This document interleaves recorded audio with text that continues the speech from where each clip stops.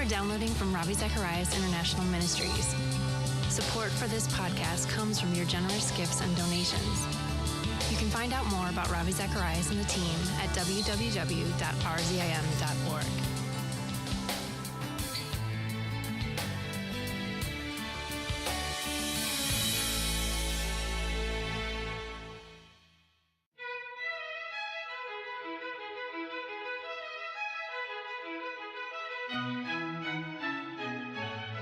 I think the most dangerous thing that is happening in the West is a loss of a sense of the culture here.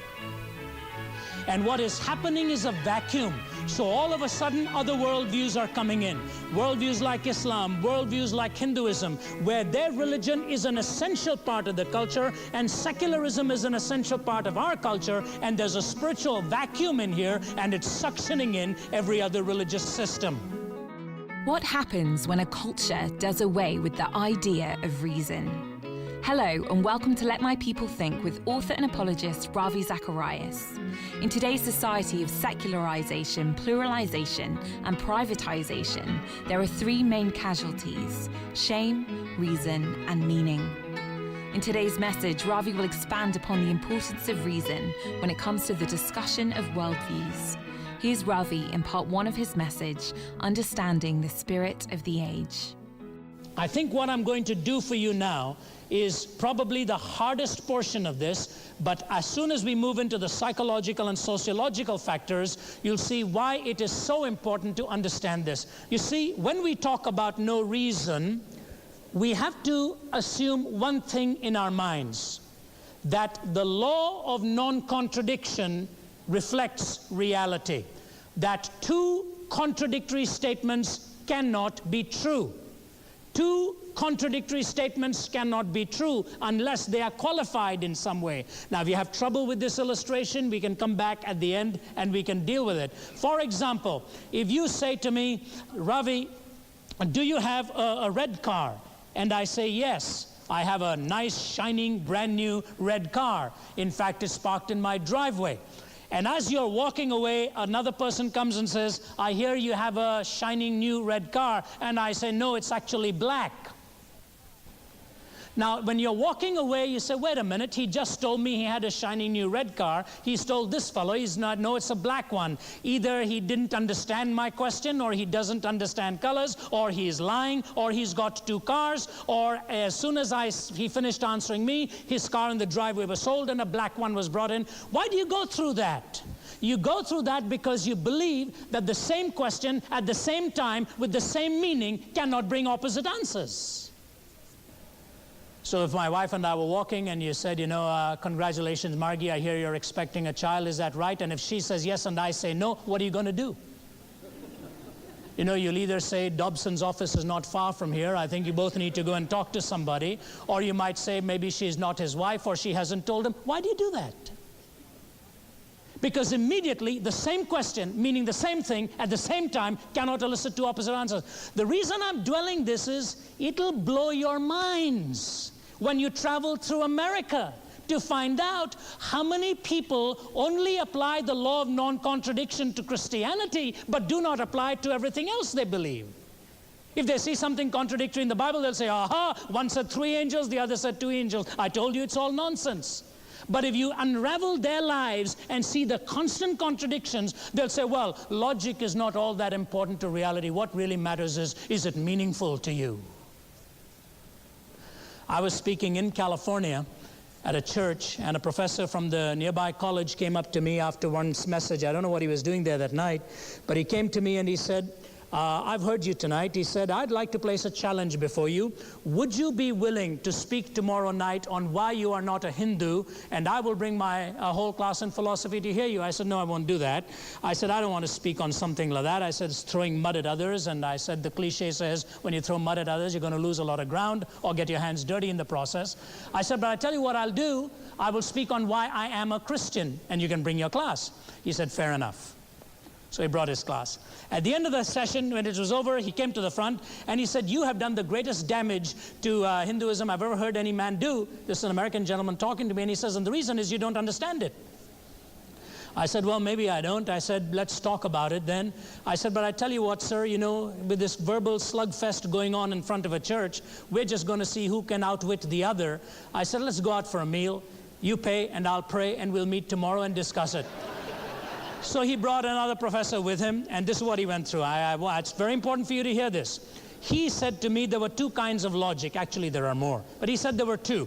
He said the first is what is called the law of non-contradiction. The law of non-contradiction is the either-or system, okay? Either this or that. Either a red car or a black car, not both. Either expecting, not both. You see, the same question meaning the same thing, etc. He said this is the law of non-contradiction, and he said this is American. This is Western. I said, remove that last statement and keep going. He said, why should I remove it? I said, because I'm going to prove you're false in that. He says, no, I want it in there. I said, all right, next point. He said, the next one is the dialectical system. Okay? He said, the dialectical system is both and. Both this and that. So you don't say, like Hinduism says, is God personal? One person will say yes, another person will say no, and you ask the third Hindu which of these is right, he'll say both of them. Karl Marx used that. It's not either employer or employee. Put them together, you get a classless society. Question, have you ever seen one? But the dialectical system says not either or, but both and he said that is Indian or Eastern. I said cross out the last line. He refused to cross it out. And I knew where he was going. But here it is, non-contradiction, either or, American, Western. Dialectical, both and, Indian and Eastern. He said, and your problem is, when you were studying Hinduism, you studied it using the American system, and when you found the contradiction, you said it can't be a right system. He said you should have studied it as an Indian who has no problem with contradictions, and there would be no problem with it. So by this point, I'd finished my meal. The psychologist he'd brought had finished his meal. He hadn't even touched his yet. He'd used up all the placemats in drawing out his questions. So I said, sir, I have only one question for you. I wish I had a camera at that time. I have only one question for you, and I want you to answer it very carefully. I said, please tell me this. Are you saying, when I'm studying Hinduism, I either use the both-and system or nothing else? Is that right? I either use the both-and system or nothing else. Is that right? He looked at me, knife and fork half raised, put the knife and fork down, and here's what he said. The either or does seem to emerge, doesn't it? I said, not only does it emerge, may I point out to you some shocking news. Even in India, we look both ways before we cross the street. It's either the bus or me, not both of us. Now, see what's happening here. I think it is very significant. It is very significant when pluralism says no worldview is dominant and there's a loss of reason, it becomes nonsensical. Jesus is making a very reasonable statement when he says, I am the way, I am the truth, I am the life, no man comes unto the Father but by me. It is more reasonable to say all religions are wrong than it is reasonable to say all religions are right. Did you understand that? It is more reasonable that we are all deluded, but there's no way we can all be right, because the law of non-contradiction is not Eastern or Western. It is that which best reflects reality. Bear that in mind, because this has died in the secularistic age with all the relativism that has come about, and I hear high-placed philosophers in some of the most prestigious universities. I'll be reading for you a segment from Arthur Schlesinger's address at the Brown University installation of their president last summer, making some absolutely logically nonsensical statements about the fact that absolutes can no longer exist in our society. Relativism must have the day. He is using the law of non-contradiction with which to hammer the law of non-contradiction, and if you want to challenge the law of non-contradiction, you may as well talk about a one-ended stick. Because the moment you stand up to challenge what I'm saying, you will end up proving what I'm saying. Because if you challenge what I'm saying, you're actually inferring that I am wrong and you are right. So the law of non-contradiction cannot be challenged without it clobbering you more than you clobbering it. That's not philosophical language, but it's right. All right.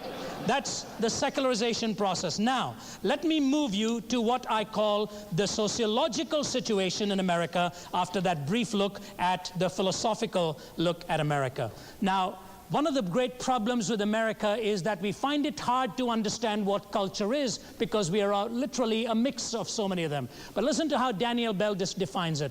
Culture is the effort to provide a coherent set of answers. You see, it immediately assumes the law of non-contradiction. Why should it cohere? It's immediately applying the laws of logic. A coherent set of answers to the existentialist situations. Level 1 has to start applying to level 2. Drama and experience that confront all human beings in the passage of their lives, and he doesn't come out and say it. What he's really saying is, so that when you get to your kitchen table at night, the coherent set of answers apply to the existential situations, and you can talk about it meaningfully at the kitchen table at night. That's what culture is. And I think the most dangerous thing that is happening in the West is a loss of a sense of the culture here. And what is happening is a vacuum. So all of a sudden, other worldviews are coming in. Worldviews like Islam, worldviews like Hinduism, where their religion is an essential part of the culture, and secularism is an essential part of our culture, and there's a spiritual vacuum in here, and it's suctioning in every other religious system, so that the American culture cannot really be defined apart from the fact that we fly by the seat of our pants, as it were, and spend ourselves for the moment. And that's the danger, as he will tell you what happens. A genuine cultural revolution, then, is one that makes a decisive break with the shared meanings of the past, particularly those that relate to the deepest questions of the purpose and nature of human life. And what he is talking about is that America in the 80s was making a decisive break from the past. And it was Burke who said, follow me, it was Burke who said, once you repudiate the past, the next step is the obliteration of the future. Once you repudiate the past, the next step is the obliteration of the future. I don't think it is accidental at all that last year, in the same session of the Supreme Court, they were debating the burning of the flag and abortion at the same time. You see the connection I'm making here? An abandonment of the past. An abandonment of the past. I was speaking at a church that was celebrating its 50th anniversary, and a young fellow sitting next to me, but before I went up to speak, he said, Mr. Zacharias, he said, you know, I've been here all week, and all I've listened to from the platform is what happened 50 years ago, what happened 40 years ago, what happened 30 years ago. I hope when you stand up there, you'll say something about this. This is getting quite boring. So I turned to him and I said, if you don't mind me saying so, the only thing worse than nostalgia is amnesia. The only thing worse than always looking back at the past is completely forgetting what has happened. And it is vitally important for the nation now to remember from whence we came and why we came. But I want you to notice how this progresses along. In the cultural revolution now taking place in America, it has 4 outstanding characteristics. He's talking about the breadth with which it is going on, the self-fulfillment contradiction that is resulting, the conflict and confusion that people are feeling, and the stakes becoming very, very high. And at wartime now, more than any other time, it becomes so important for us to